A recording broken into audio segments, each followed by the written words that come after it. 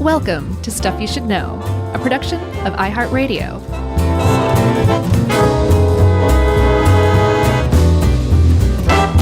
Hey, and welcome to the podcast. I'm Josh, and there's Chuck, and Jerry's here too. And this is Stuff You Should Know. Stuff You Should Know. Is that your auto-tune? I told you to turn that off. It's stuck on. It's stuck on awesome. Yeah, and this wasn't even intentional, but here we are doing another biography of another gay icon. Well, she's not gay. She's an icon of the gay community, Chuck. Well, that's what I meant. I know. Yeah. I'm just being contrarian already. Yeah, I know. I'm really feeling it. I'm full of pea and vinegar today. Oh, we say P and V at our house for our dog Gibson. He's full of P and V all the time. That's awesome. How's he doing? He's good. He's a lot to handle, but he's an awesome, sweet boy. He's got to be pretty big by now. His paws were huge as a puppy. He is pretty large. I mean, he's a full grown doggy. Like Clifford large. No. He's not oversized, but he's a big boy.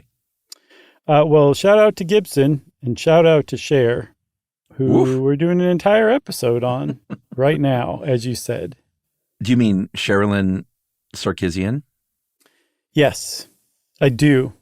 And when I saw that, I was like, I knew she was Armenian. I never thought about it up until this moment, but I just knew she was Armenian in heritage.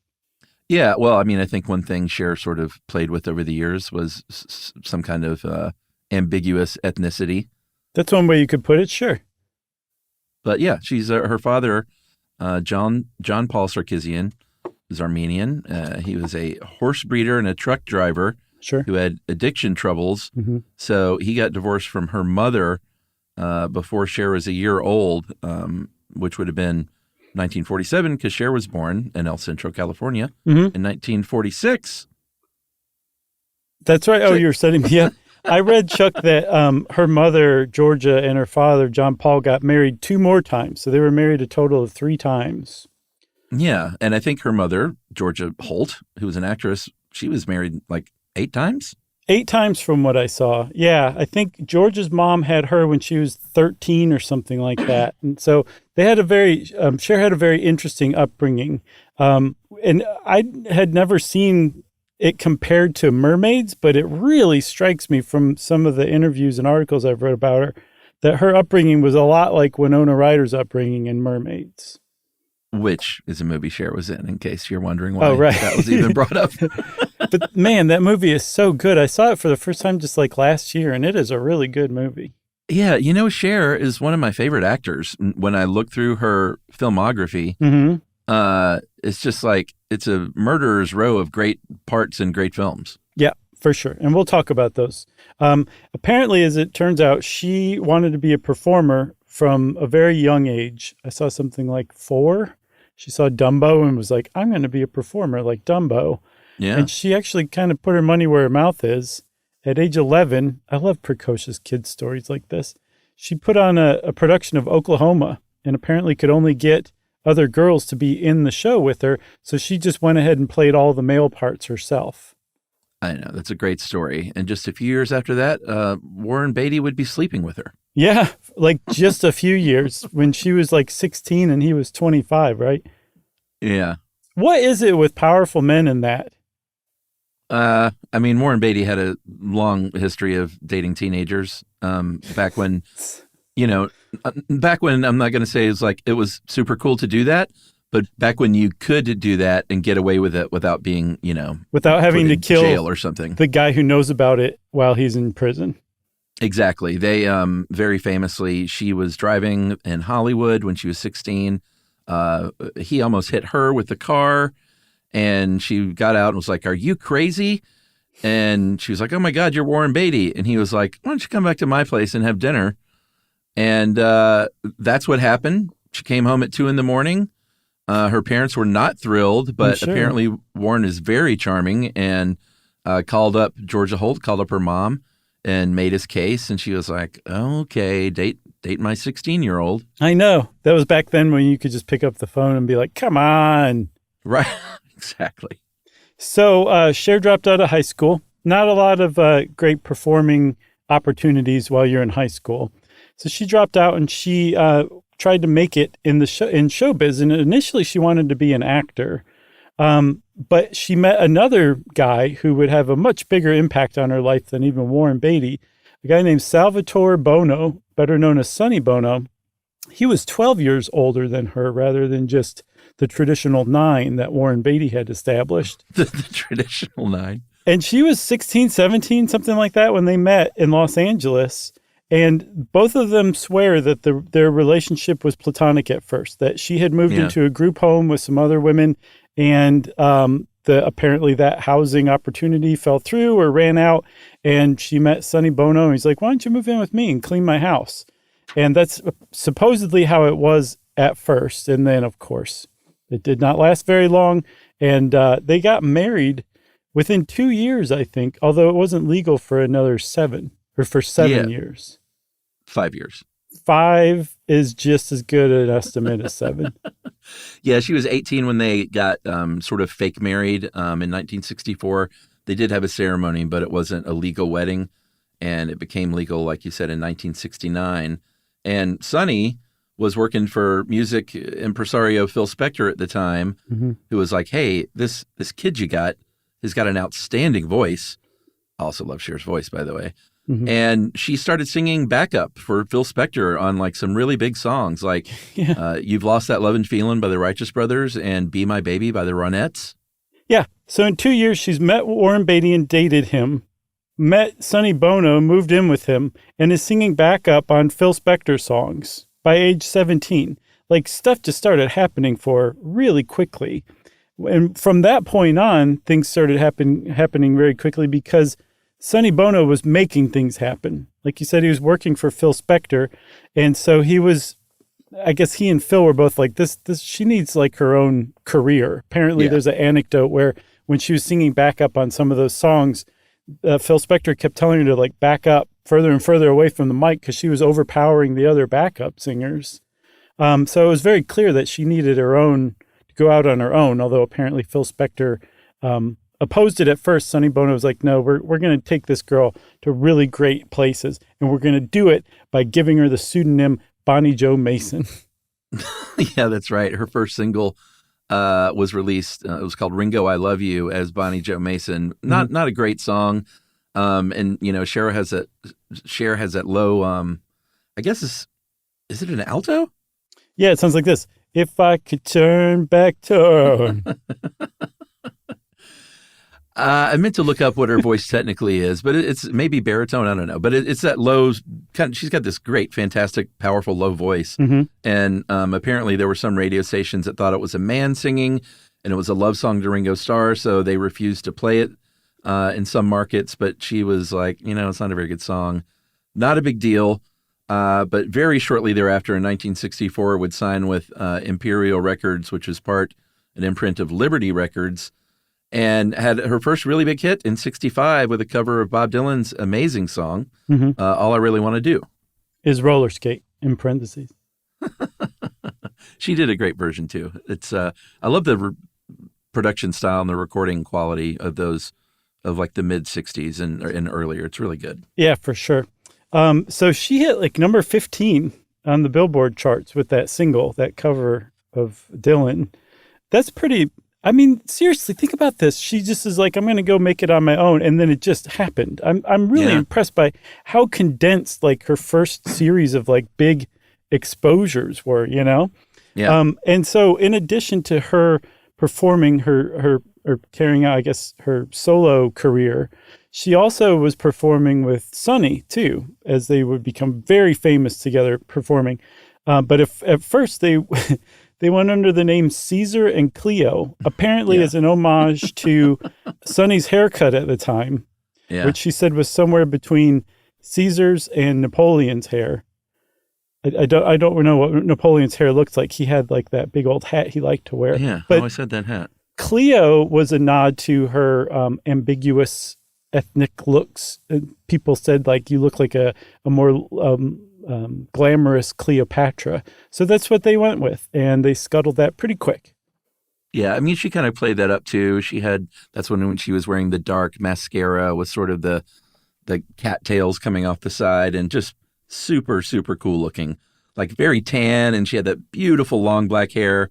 Like, I've been watching a lot of Cher stuff and Sonny and Cher from that era today. And I got a big old man crush on her all over again that reminded me of when I had one on her when I was 6 years old. That's cute, from watching the Sonny and Cher show and all that. Yeah. So, they had some songs together that were not popular, like you talked about. But in 1965, they rebranded as themselves, as Sonny and Cher, with that huge number one single, I Got You, Babe, that the Rolling Stones, who are always champions of them, said, hey, take it over to England. I love your vibe there. Yeah. Apparently in America, they weren't getting much love. Cher says that they were basically hippies before the word hippie was even around. They dressed like hippies. They acted like hippies, and America wasn't ready for hippies yet. But England was like, hey, we're swinging over here. So come on over here. And yeah, that's just so bizarre that the Rolling Stones were the ones who like helped get Sonny and Cher their big break, because you just do not. That's like Led Zeppelin helping out Donnie and Marie in my mind. Right. You know what I mean? It's very similar to that. Oh, boy. I would argue Sonny and Cher were 2% cooler than Donnie and Marie. Definitely, but it's certainly in the same ballpark, you know? Totally. That's funny. That single, I Got You, Babe, which is the song they're most known for as a duo still, I think, sold more than 3 million copies, was number one for 3 weeks. And the album was number 2 for 8 weeks, and probably would have hit number 1 had it not been for the fact that the Beatles' Help was released at the same time and held down that number 1 spot. Right. Yeah. If you're going to be number 2 to anybody, that's a pretty good album to be number 2 to at the time. Yeah, for sure. But they had 10 top 40 singles, and 5 of those were top 10s. Not too shabby. No, not at all. The other thing that they were very much known for was banter, comic banter in between. Apparently, Sonny was the comedic writer between the two.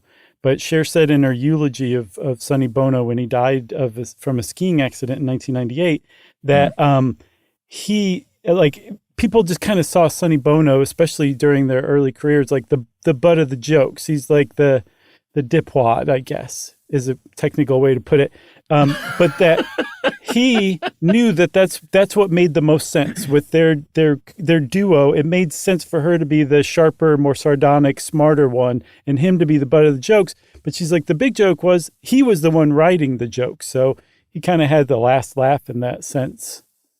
Did you watch any of the actual variety show banter today or yesterday? You know, weirdly, I just read a synopsis, a very detailed synopsis of one of their episodes on sharescholar.com.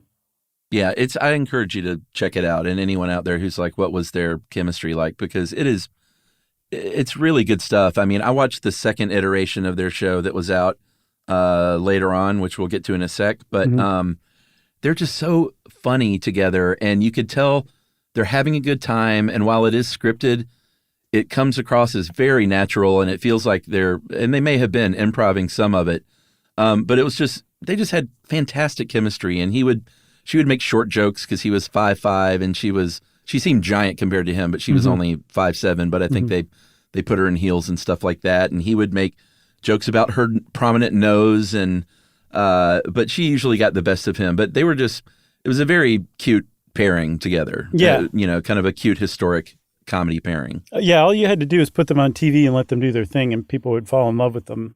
That's what happened. They were guest stars on Carol Burnett back in 1967. They guest hosted some Merv Griffin show episodes, and just from that, they introduced themselves to America, their TV chops, I guess. And the head of CBS programming, Fred Silverman, who would go on to executive produce Diagnosis Murder, he gave them their first show in August of 1971. It was a summer replacement. And I feel like such a slack researcher that I didn't go see what that replaced. Oh, yeah, I didn't either. But then when December came around and it was time for like, okay, what's the real deal shows, it got its own slot. And it became like a really big hit. They were pulling in like 30 million viewers a week. I mean, this was I don't think there were 30 million people in America at the time. Yeah, it was kind of the early heyday of the variety show, which if you're of a certain age, you remember, but if you're not, variety shows were these comedy half hours, usually an hour, where they would come out and they would do like an opening monologue and joke around, or probably open with a song, which would lead into the monologue. And then it was sketches, it was music. They would have musical and comedy guests. It was called the Sonny and Cher Comedy Hour, and it was just, there were a lot of these great shows back then, and I pined for those to come back. And I think they could if they did it right. Really? Yeah, I think if you had the right people, and especially like a couple like this is kind of a fun way to do it. Mm-hmm. I think it could work. I mean, they have some that are like skirting the genre for sure. Yeah, they're terrible. Like America's Got Talent and The Voice and all that stuff. That's not the same thing. It's not strictly, contests. But some of those are like, there's so many different acts or different types of acts that it's close. It's just missing like the people who host the show, like having like a larger main role in it. You know what I mean? Like Sonny and Cher I did. get that. Like take away the competition aspect. Get a couple of cutie pies like us to host it. Sure. I mean, I guess my point is be careful what you wish for. Right. No, you're right. Because what are the chances they would do it right? Right. Probably not good. So Sonny Bono is very much tied to Cher and vice versa, like in most people's mind, in a lot of people's mind, especially older people. But there's another collaborator that a guy who wrote for The New Yorker, his name's Michael Schulman. He said that Bob Mackie, the very, very famous fashion designer, was probably arguably surpassing Bono as her defining collaborator. Because one thing people know about Cher is that she will wear any over-the-top outfit that Bob Mackie would make for her. And apparently they were very close collaborators. It wasn't like Bob Mackie would say, here, I designed this, put this on. Right. She would go back and forth with them, kind of push him to go even further. And just from the fact that she was willing to try on or wear in public anything he came up with, I think really inspired him too. So those two were as much a duo as Sonny and Cher were. Yeah, and to be clear, like this was started on that TV show. It wasn't just the sort of iconic thing she would wear on the red carpet later. Like they've been together since the beginning, basically. Yeah, I think their TV show would have something like 20 different costume changes per episode. And Bob Mackie was there designing everything. So they're very close. I think still, I'm pretty sure Bob Mackie's still around. All right. Well, we're going to go check and see if Bob Mackie is still with us and take a break. And we'll come back with the breaking news right after this.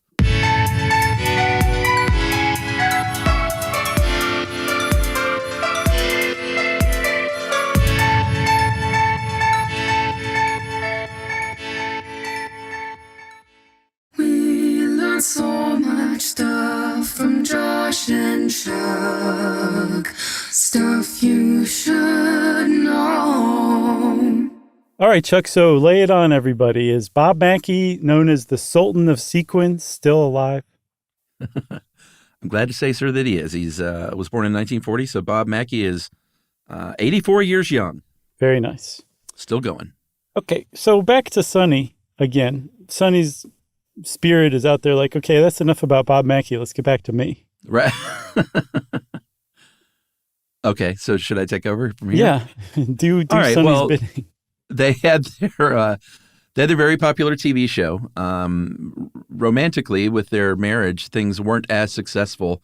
Sonny started stepping out, and then Cher started stepping out on their marriage. They had some financial issues, which we should be like, how in the world would these huge stars have money trouble? One of the reasons, because Sonny he controlled everything in their relationship when it came to the business. So he was controlling their money. One of the big things that happened was in '69, he financed a movie called Chastity, putting most of their money into it for Cher to, star in her first movie vehicle, and it was a big flop. It's one of the big rules of movie production is you never put your own money into your own movie. Just not smart to do. So it was actually the same year that Chaz Bono was born, which is their son, who very famously transitioned in 2008 because Chaz was assigned female at birth. Right. And that's another thing that Cher would become very famous for is championing trans rights in large Yeah. part because of her experience with Chaz, her son. And she's become a real, as we'll see, I think, as you mentioned at the outset, a gay icon, and also a huge, she has a huge following in the trans community too. Yeah, absolutely. So by 1973, Sonny and Cher show are still going on, still going pretty strong. And for all intents and purposes, Sonny is married to a former cigarette girl in a club called named Connie Foreman. But for the public's information, they were still together. Sonny and Cher were. Finally, they're like, okay, this isn't sustainable anymore. And they started to get divorced in 1974. And you said that Sonny had total control over their finances, right? Yeah. He had even more control than she realized. Like, I think she just thought like he handled that stuff. But as they were getting divorced, her own lawyer was like, the company that was built on your talent, it's actually called Cher Enterprises. You own 0% of that. Sonny owns 95%, and the lawyer that runs the thing owns the other 5%. You own nothing. And she's like, oh my God, really? That's crazy. And the lawyer's like, no, it gets even worse. You've been signing contracts that you haven't been reading, haven't you? And she's like, yeah, I guess. This is a paraphrase, by the way, or an imagined conversation. And he said, you signed a contract that said that you would not work outside of Cher Enterprises. So you can't record music, you can't be in movies, you can't be on TV. And we don't know what's going to happen with this because this is essentially an ironclad contract. Right. Which, of course, there is no such thing, thankfully, because so many entertainers sign bad contracts that they can, in fact, get out of. And that's what happened when Cher was like, wait a minute, you're saying that I can't do anything except for make entertainment for a company that I own no part of. Right. And he said, yeah. And she was like, all right, well, let me ask my boyfriend this. Her boyfriend at the time was another music impresario, David Geffen. And he said, I'll get you out of that. Don't worry about it. So he gets her out of that contract, gets her a $2.5 million deal with Warner Brothers, which, that's a lot of money now, but obviously in the early 1970s, it's a very big record contract. And that would be followed very shortly thereafter by the canceling of the Comedy Hour in 1974. But Cher was she still liked Sonny. She wasn't like, this guy took advantage of me. I know. She was like, I really love Sonny. I would have done another show if they would have split it 50-50 with me. He was a terrible husband, but a great mentor and a great teacher to me. Right. Anytime I hear about the Sonny and Cher show, too, I'm reminded of that Simpsons little bit where they talk about a man who woke up from a coma after 20 years. And he's being interviewed in his hospital bed, and he goes, do Sonny and Cher still have that stupid show? And Kim Brockman goes, no, she won an Oscar, and he's a congressman. And that guy goes, good night, and like dies right there. His tongue like rolls out of his mouth. Yeah, Sonny Bono would become a congressman. Yeah, a Republican congressman, no less. Was he? Yeah. Oh, I couldn't remember. So in 1975, she got her own variety show just called Cher. And it was sort of like the rest of them. It was not as popular. They had a certain chemistry together that made them famous. And so they would bring back the show, this time not as the Comedy Hour, but just the Sonny and Cher show. And that one didn't last super long either because by 1977, and this was the version that I saw on TV when I was but 6 years old, they broke up professionally as well. So that was it for her and Sonny Bono from that point on, aside from in the public's collective memory, right? Yeah. Like I said, she was still carrying out or performing she had a solo career that she was also doing all this time while she was doing other stuff with Sonny. And it was very successful very early on. She had her 7th album was in 1971. Yeah. She was 24, I think, at the time, 25 maybe. And that was her 7th studio album. Initially, it was titled Cher with a little accent over the E just to make it fancy. But instead, they're like, no, we want to be way more offensive than that. Let's name it after the title track, Gypsies, Tramps, and Thieves. That's right. That's a word that is not used anymore, which we learned when we did that episode many, many years ago. Mm-hmm. So we're all still learning, everybody. Mm-hmm. She also had a song on there that hasn't aged too well. It was called Half Breed. Mm-hmm. And it was it was like from the perspective of a half Cherokee woman. And Cher wore, a faux headdress and performed that way and claimed to be of Cherokee descent on her mother's side. Mm-hmm. And it seems like none of that is actually true.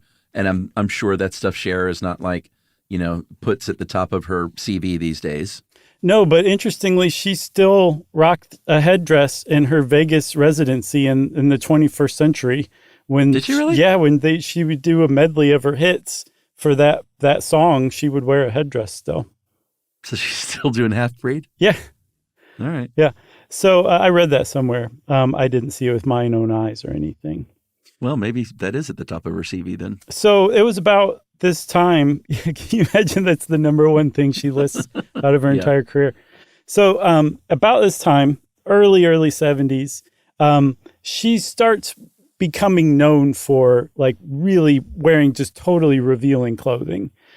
She and Bob Mackie just put it into like overdrive and start taking off from there. And one of the outfits that she first got wide public notice for was her naked dress that she wore to the Met Gala in 1974. And Bob Mackie escorted her. And it is a naked dress. It's an amazing, beautiful gown that seems totally see-through, but it's not. And it was a big deal. It made a huge splash.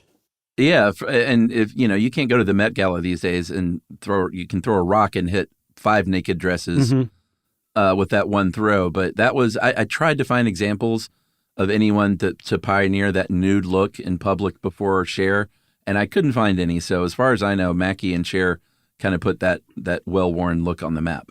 Yeah. From what I saw, she was widely cited as the first one. She also wore it the next year on the cover of Time. And that just kind of sealed it as an iconic dress. But that was far from the last dress, as we'll see. We're going to talk a little bit more about her dresses soon. But first, let's take a little side trip over to the Allman Brothers Band. Literally. And meet up with Greg Allman, one of the founders. And they got married, apparently within a few days of Sonny and Cher's divorce being final. Cher, I guess, had met Greg Allman at some point and was like, let's go get married in Vegas. And I think 9 days later, they were married in Vegas. Yeah. And they had her relationship and marriage to Greg Allman is as famous as it was to Sonny Bono because of, her marriage to Sonny was a little boring in comparison, I think. Yeah. And I think it was either Cher or maybe it was Greg. One of them described their marriage as being on LSD at Disneyland. So they had a lot of fun, but this was a bad time. Good time professionally for Greg Allman in the mid-'70s, but he was really not doing too well with his consumption habits. He had heroin issues and cocaine issues and alcohol issues, and they had a volatile, 4 or 5 year run, getting back together, remarrying, stuff like that, reconciling. So it was sort of an up and down, wild marriage, rock and roll marriage, which got a lot of press. But it also bore her other son, Elijah Blue Allman, who was born in 1976. Yeah, and I don't remember if I brought this up, and if so, where, but I ran across this somewhere, and I remembered it when I was reading about Elijah Blue Allman. The balloon arch, which you might see at like a wedding or something like that, was invented for Elijah Blue Allman's 3rd birthday by legendary balloon artist Treb Heining. The nude dress? Isn't that amazing? The balloon arch, the nude dress. What else? Auto-tune, as we'll see. Yeah. She was a huge pioneer in a lot of, Cher had a really large pop cultural impact, more than she gets credit for sure. I think so. As I said, that marriage was trouble. Greg Allman was not much of a father. Elijah Blue has had struggles in his life, in his health, drug problems. I know he struggles with Lyme disease. And they're very sadly still he and Cher have a troubled relationship. I remember reading this last year. She filed to try and get a conservatorship over him just late last year, but was denied it. And it's just, I think anyone who is a fan of Cher is really behind her and hoping that she and her son can resolve this. Yeah, apparently she went through a really rough patch with Chaz as well, but that's kind of been resolved over the years. She said in, I think, a 2010 interview in Vanity Fair, right? Yeah. So by this time, by 1978, she and Greg Allman are about to split up for good. And she decides to finally just change her legal name to Cher, which is an enormous reduction in the number of letters in her full name. Because at the time, her full legal name was Sherilyn Sarkisian LaPierre Bono Allman. And she's like, just call me Cher from now on. And that's what the law said. They stamped it and said, okay, we'll call you Cher from now on. Another thing that Cher was very well known for was her myriad boyfriends she had over the years, many times, including up to today, dating men that were younger than her, sometimes much younger than her, but usually famous dudes, very high-profile relationships. She dated Gene Simmons for a couple of years, the bass player from Kiss, and more than bass player, obviously. She dated Val Kilmer. She dated Tom Cruise. She dated Eric Stoltz, who played her son in the movie Mask, which is a little strange. But she loves men and loves dating men. Yeah. She believes in love. Right. And she believes in life even afterward, too. Yeah. A little side thing on Eric Stoltz that I found out recently. Apparently, he was the original Marty McFly in Back to the Future. Did you know that? You didn't know that? No. I'll stop sharing this anecdote immediately. But no, I'm sorry. That was just one of those that I thought you would have known. Like, you can see like they shot some of the movie with him and you can see those scenes. I did not know that part. I did know that they wanted Michael J. Fox originally, but Family Ties was like, no. So they went with Eric Stoltz and they're like, this kid is playing this way too seriously. He would not goof it up at all. He was too serious of an actor. So they were like, all right, we're like a third of the way through shooting. We're just going to bring in Michael J. Fox on nights and weekends, which is why a lot of the scenes Michael J. Fox is in are at night, set at night. Oh, yeah. You should check out some of the scenes. It's very brain-breaking to be someone of our generation and see Eric Stoltz playing Marty McFly. So what's like the scenes that made it into the movie, you mean, or the outtakes? No. Okay. They had shot a third of the movie and that exists online. I see. I got you. I didn't know if they were like, this scene was actually too good. We're just going to pretend like it's Michael J. Fox. I got you. So, he's got his back turned to the camera. Right. You can still somehow see his freckles. In the 80s is when Cher finally broke out as an actor. This is something that, or actually, should we take a break there or no? Yeah,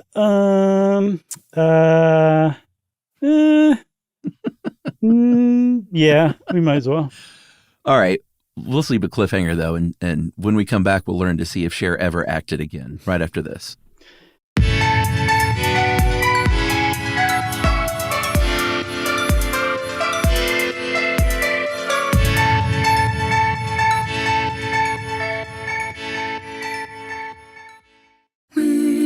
So much stuff from Josh and Chuck, stuff you should know. All right, we've got to the bottom of that one too. Cher did finally get into acting in a genuine way in the 1980s. She was on Broadway in the, I guess in the same year, in 1982, Robert Altman did a Broadway version of Come Back to the Five and Dime, Jimmy Dean, and a movie. She was in the movie and won a Golden Globe for that part even. Did you know that play originally premiered at the Alliance Theater in Atlanta before Broadway? Amazing. So that was a big breakthrough for her, that movie in particular, but also Broadway. I mean, it's like a pretty big deal to go act on stage. There's a big difference between being in the hands of an editor and being like live on stage. So that was a pretty big way to kind of debut as like a genuine actor. Because one thing we should say, that Chastity movie that she first tried in 1969, that was a drama. It wasn't a comedy. It was like a straight up drama. And people were just like, no, we're not accepting this. So she kept at it. She was in Come Back to the Five and Dime, Jimmy Dean. She, I think the next year, played the lesbian roommate of Meryl Streep, Meryl Streep's character in Silkwood, and movie. she actually cites that as one of the watershed moments that started to attract like a following for her from the gay community that kind of eventually became, her gay iconship, right? Yeah, she won, by the way, she won the Golden Globe for that. Okay, great. And then she starred in Mask.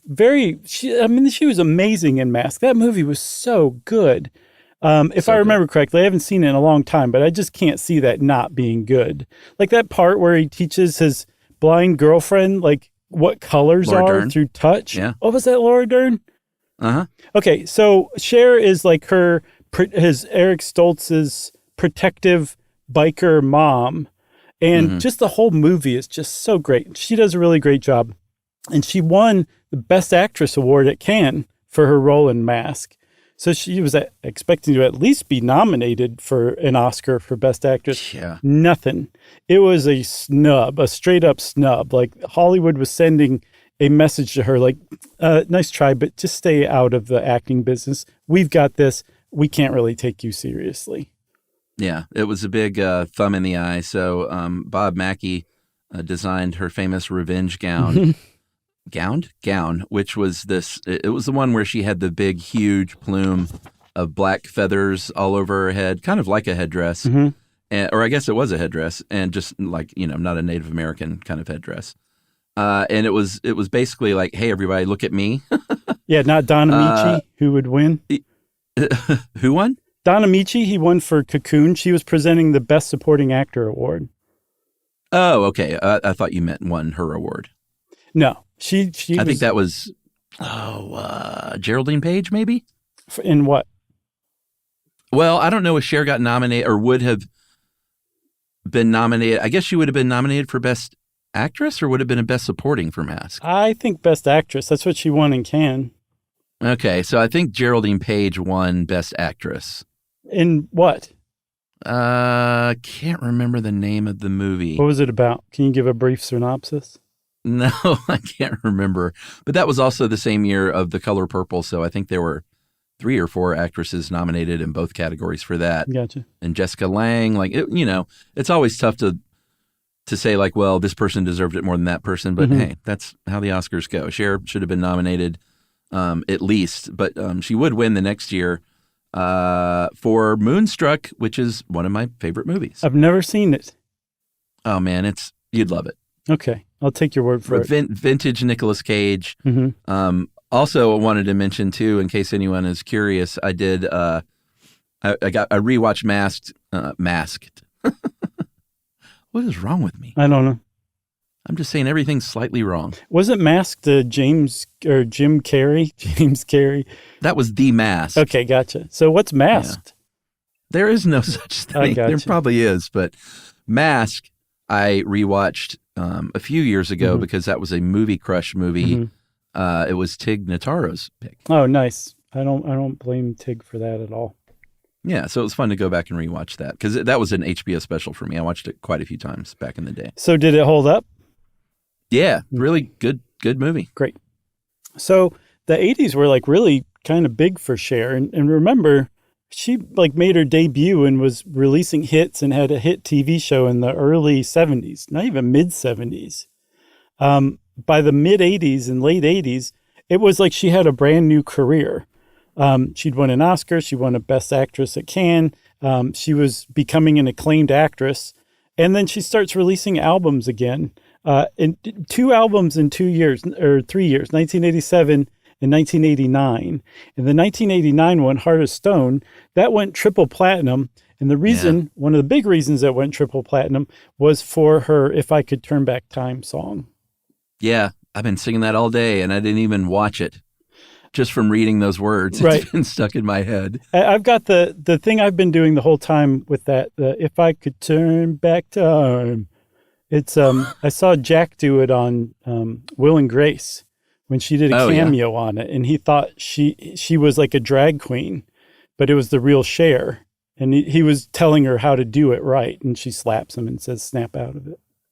Why was he doing his voice like that though? He saw her and like they had like a turn back time off, and he was correcting her because he thought okay. she was a Cher impersonator. Okay. It's a pretty great. You haven't seen that scene? It's great. Mm-mm. Yeah, what's Jack from Will and Grace? Oh, Sean Hayes. Right. Best known for his role on Smartless, the podcast. Yeah. The movie career would continue. If I Could Turn Back Time was a huge hit. She put out Mermaids in 1990. That had another hit song in it, the Shoop Shoop song. It's in His Kiss. Sonny, like you said, would very tragically die in a skiing accident in 98. But that was also the year of her biggest hit ever, the song that you joked about with the auto-tune, which was Believe, of the same album, Believe. And it was a quadruple platinum #1 hit. The album was quadruple platinum, and that song was #1 for 4 weeks. Yeah, and not only that, we talked about this in the auto-tune episode. That was the first use of auto-tune in that way. Up to that point, it had just been used to kind of just gently correct people's vocals. That's what it was originally created for. And her producer, Mark Taylor, was like, no, we're turning that thing up to 11 to see what happens. And so this is 1998, right? She had her first career in the 70s, second career in the 80s. She's kind of gone off and just been out of the limelight for a good decade. And she has this idea to record this album, and Warner Brothers in America was like, nah, we don't think so. We're not 100% you're going to sell any copies. So just like with the Rolling Stones bringing her to England and saying like, hey, everybody, check these people out, and that helping her get her boost, she went to her British label, Warner Brothers UK, and they agreed to release it. So Warner Brothers America turned down that album, and luckily the UK label agreed, and it had not only just that huge impact on her career, but also the fact that it used auto-tune, it just took off from there. Yeah, it was huge. And changed music for a little while. I don't think it's a thing that's sort of rooted in time now. Mm-hmm. I think a lot of people were worried like, oh no, this is going to change music forever. And it was just sort of a, what's the word I'm looking for?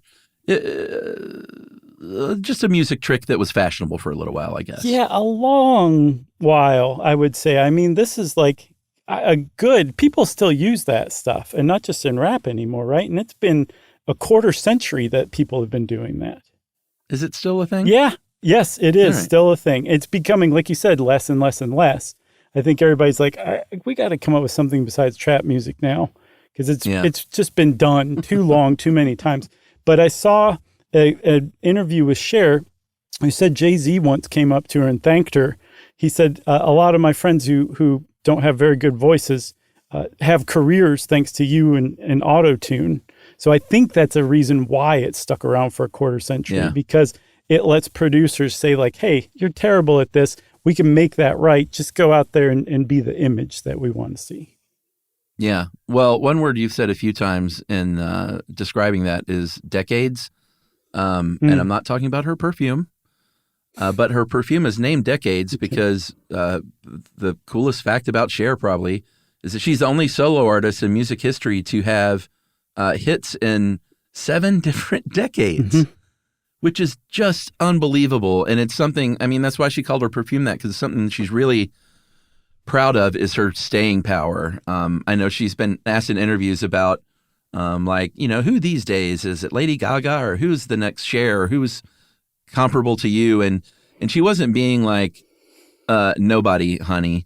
But her response was just sort of like, well, they're all great, but like the thing I'm most proud of, and I'm of course paraphrasing, is the decades, 7 decades of hits. And like, not saying there's no one comparable, but there's kind of no one comparable. And like kind of a call me in 40 years kind of thing. And let's see where they're at.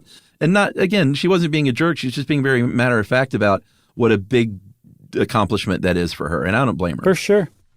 She's still releasing albums. I mentioned a Vegas residency, 2008 to 2011. She was working Caesar's Palace.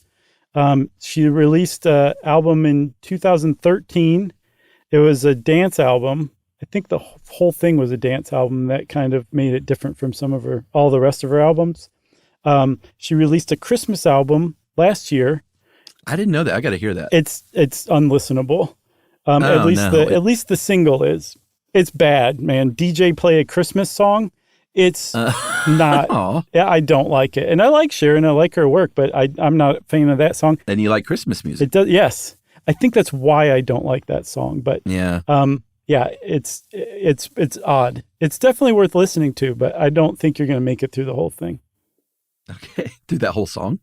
Yeah, I mean, if you were on ecstasy and acid and at a club, you'd probably be like, this is pretty good. But if you're just sitting there listening to it during a work day, I don't think you're going to like it very much. Yeah. While you're working at the Gap at the mall during right. Christmas. You're like, please God, not again. I worked at the Gap during Christmas. That's the only time I worked there. It was for like a month. But that Christmas mix got so into my brain. And the one that really stands out was Santa's got a brand new bag. The James Taylor one. James Taylor or James Brown? Did I say James Taylor? What is wrong with me? I don't know. You know, James Taylor? Yeah. Dude, Santa's got a brand new bag. Oh, man, I'm just off my game today. That's pretty funny, though. I'm not going to cut that out. You're still charming as ever, though. I'll tell you that. I appreciate it. Like Warren Beatty. You just need auto-tune for your brain for this episode. Yeah, that's exactly what I need. Cher is but a Tony away from an EGOT. I'm not sure if there are any plans to get her one. To me, they should have given her one just for the musical The Cher Show, which was on Broadway and did win Tonys, but it's like, just throw her a Tony, man. Give her that EGOT. Yeah, one of the things, so we talked about her being a gay icon. She did an interview with pridesource.com, and they were asking her about, how that happened. And she was saying, like, gay men are very loyal. And she said that Come Back to the Five and Dime, when it premiered, like, it had a big response initially, and then it just dropped off. But the Broadway version. Yes, but the gay community had already discovered and loved Cher. And she said they just basically came out and supported the show and kept it going long enough to develop a larger and larger following. And that had it not been for the gay community, it would have been canceled very quickly after debuting, and it didn't. And she's like, that's just the kind of support that not just she, but anybody that is an icon in the gay community can expect. Yeah. That they're just very loyal and supportive, even if what you're doing is not that great. And I read that the Cher Show is essentially being supported by the gay community too, that it's not super good. Yeah, I haven't heard that. But, and of course, that's the full spectrum of the LGBTQ community because of her work with trans rights. She even admits having a hard time when initially Chaz came out as gay and then later transitioned. But, they're a tight family and they worked through it. And she has been a supporter, even though she just had to wrap her head around it. I know that she got her first experience with the gay community when she was 12. From this article I read, she told a very cute story. She said, I came home from school one day. There were these two guys in our living room talking to my mom and her best friend, and they were so happy and excited about everything they were talking about, so animated. And I thought, these guys are so much more fun than the regular men who come over to visit. I didn't know they were gay. I just thought these guys are great. And it all started from then. I love that story. It's a great anecdote. Yeah, it's really good. She also is a supporter of veterans.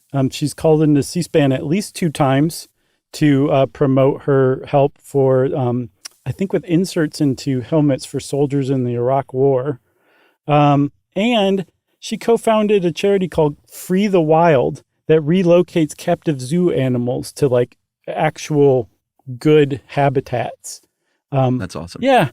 She's flirting with Dollyhood. Not quite, but she's really close. I mean, she's like she's a cool person. Good person. Yeah. I guess look for episodes on Barbra Streisand and Judy Garland. Yeah. In the next couple of years. There you go. We're going to become gay icons if we keep this up. That should round it out. Oh, I hope so. Well, if you want to know more about Cher, just go watch some videos, listen to some songs, read some articles, go see a Broadway play about her. Whatever you want to do, there's plenty to take in. And since I said that, it's time for listener mail. I'm going to call this freaking follow-up. Hey, guys. Back in the day when there were payphones, the operator could actually give you back your dime and later a quarter by a tone if something went wrong. One of the earliest hacks involved getting back your dime without an operator and usually many more dimes than just yours by slowly controlling the return from dialing the number 9. Wow. Man, kids back in the day. As you return the dial, money would come out. Oh, okay, so it was on a dial phone. And depending on when the service people had last collected from that phone, I'm not sure I read that right, but I think you get the picture. Yeah. You could get quite a lot of money this way. I refuse to answer how I know this, but a person could pay for train fare to the suburbs from Grand Central by going to several phone booths in a row. That is from Danielle, last name redacted. Nice. Thanks a lot, Danielle. It's a great anecdote. I love that one, Chuck. Me too. Well, if you want to be like Danielle and give us a great anecdote about something we talked about, you can guess. We love that kind of stuff. You can put it in an email and send it off to stuffpodcast@iheartradio.com. Stuff You Should Know is a production of iHeartRadio. For more podcasts from iHeartRadio, visit the iHeartRadio app, Apple Podcasts, or wherever you listen to your favorite shows.